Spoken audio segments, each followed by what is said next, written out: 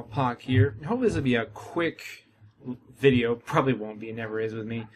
But I wanted to make a comment on the whole Steam Workshop being charged issue. Now, I've watched Total Biscuit stuff. I've seen Rogue saying stuff. I've seen a bunch of things out there, but there are huge concerns with this, and I'm just going to throw a few out there so people can consider them. My fiance loves Vampire the Masquerade. Loves the game. The version in the Steam client actually is not playable without a mod. You cannot play it. You cannot start the game on a modern system without implementing the mod. The developers have abandoned the software and they just don't care.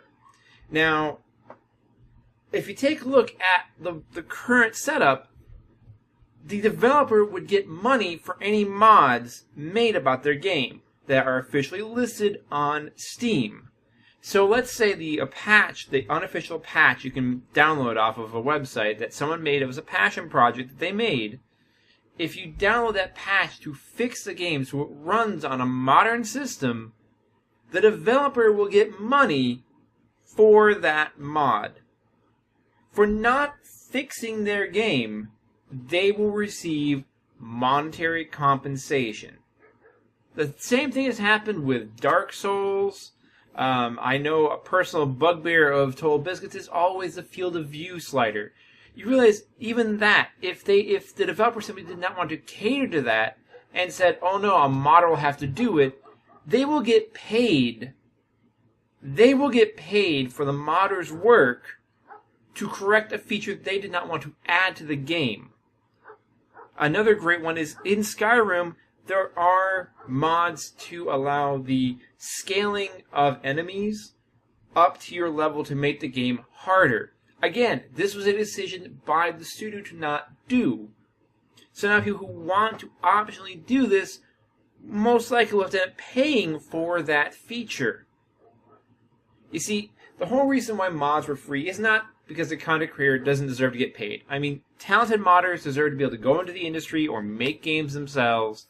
And typically, modding is like a first step if you aren't going to like a formal educational institution. You start making mods, then you make games. That's the normal stepping point. It's like an indefinite internship. You sit there and you do your work in mods, you get your name known, and then you can use it as a portfolio to become part of the industry. And to me, that was always the end reward of some of these modders, and others, it's just their passion project. It's just what they want to do on weekends, and I have no expectations from mods. I don't expect that a mod's always going to work.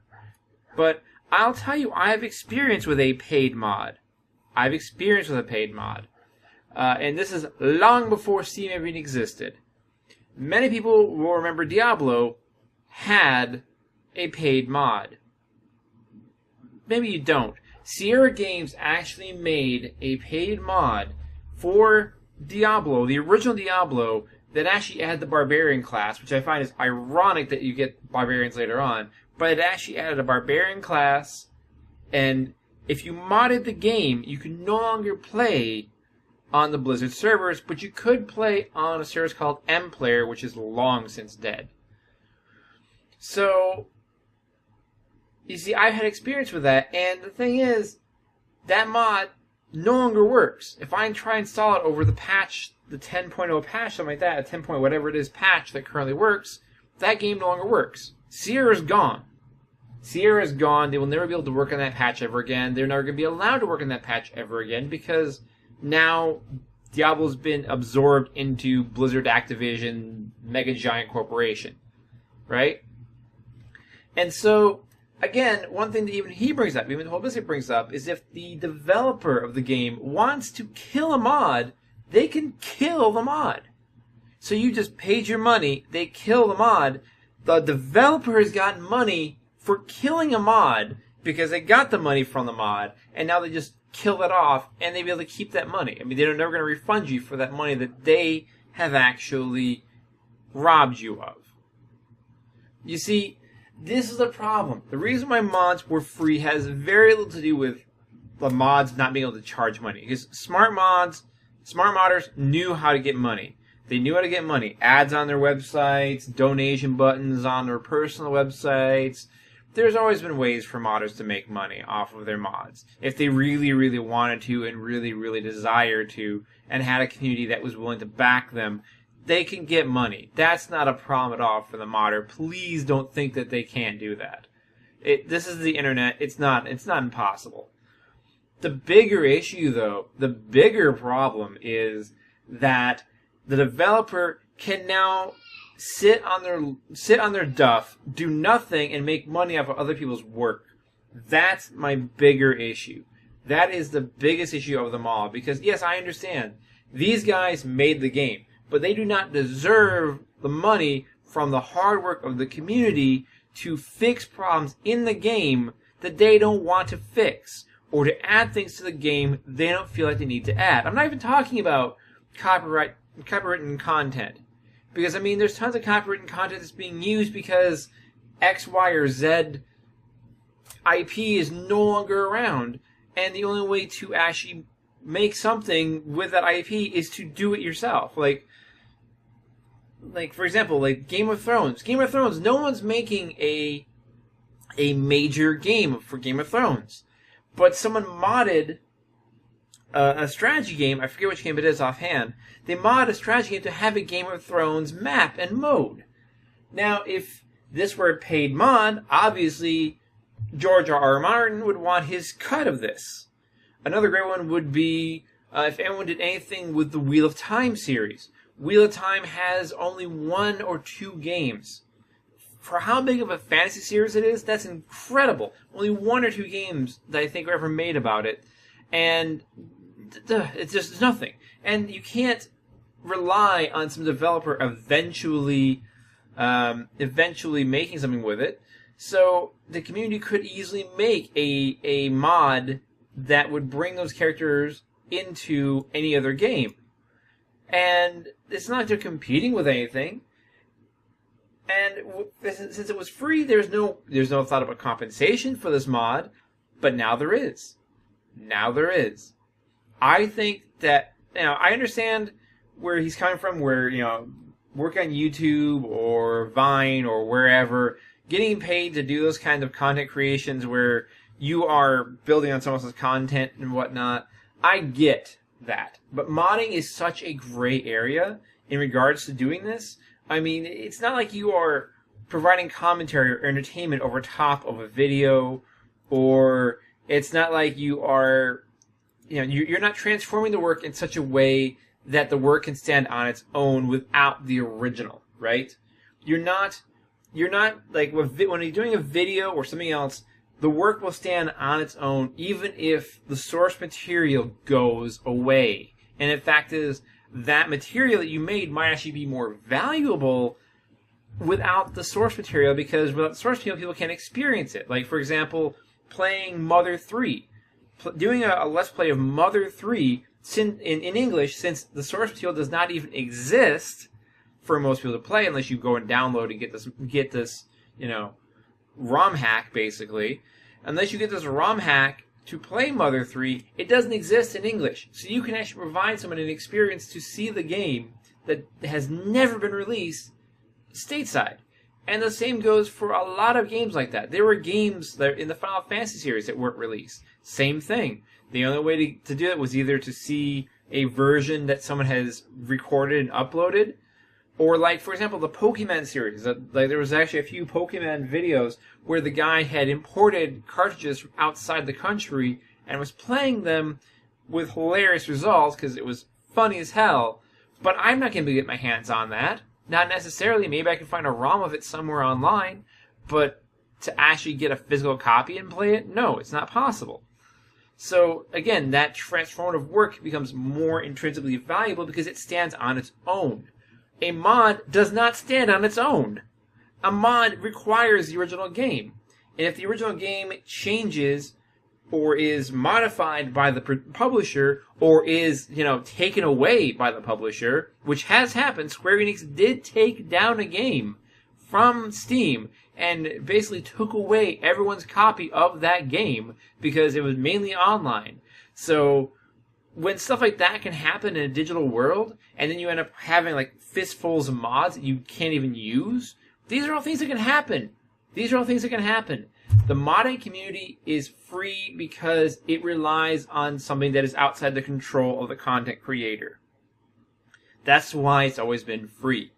It lies out. They are for passion projects. They are for something that someone puts a lot of effort and love into and really wants to be there, because otherwise you're going to see a lot of opportunistic people jumping into this, making, side upgrades to mods. You're going to see people stealing content and trying to re-upload it as their own content, which is already happening. I mean, you are going into a space with no rules. You're going into the wild, wild west where there are no rules, no regulations, no one to really monitor, and you're giving all this power into a company that doesn't even curate its own content currently and allows for broken, incomplete experiences to be sold for full price on their platform. Like, none of this makes sense, and I do not understand why people are defending it. I mean, I didn't understand why people defended the Mortal Kombat 10 decision to allow you to buy fatalities via microtransaction. I understand this even less for people defending it. The modding community needs to stay free. And I'm not saying it because I don't think modders deserve money. I think they deserve fame, they deserve money, they deserve accolades, and if they do a good job modding. What I don't like is how it's being implemented, where the money is going, who's getting parts of the money, and the simple fact that these mods are completely reliant on the publisher, the original creator of the game, not screwing everybody over and just killing all these mods. I mean, how easy would that be to just, take the money that gathered, put out a game, let everyone buy a bunch of mods for it, then kill all the mods and just never fix it and never allow mods again for it. You now have basically DLC that can be denied. You have DLC that can be denied. And worst case, they could even go the next step and they could take that content that was made for their game and implement it in DLC and charge you again to put it back. These are all things that are in my mind. This is what I'm thinking. I'm seeing the greed of these game manufacturers, and I look at the one thing I look at between Apple and Google's platform building. I look at that. This is how I'm getting my kind of wherewithal. There were apps in the App Store, in the iTunes Store, that provided functionality to iPhones that didn't exist. And then Apple squashed those applications and then made versions of their own to put into the OS. So who is to say that a game developer is not going to have the same damn idea? They're going to see these mods in the community, they're going to kill the mod, break it so it cannot be used again, and then simply make DLC content based on the fucking mod. How is that not going to be a possibility? It's their IP and they own it, so now they're going to get paid for when you download the mod, and then they'll get paid again for making the DLC to allow the mod to come back. I mean, does no one see these problems? This is one of those areas where money should not enter into it. You should do modding if you're passionate, if you love the work, if you really want to mod something, go for it. I applaud you guys. Use it as part of your portfolio to become a professional game developer in the industry, in the space. Use it to build up your reputation so that you can kickstart games and show people you can make a game. Do that. Use it as your portfolio building. But don't expect to get paid for it. I don't think you should get paid for it, because if you get paid for it, you open up a can of worms that can never be closed. So Valve, cut this program. Cut this program now. Get rid of it. Get it out of Steamworks. Don't ever broach the subject again. Get rid of it. Get it out of here.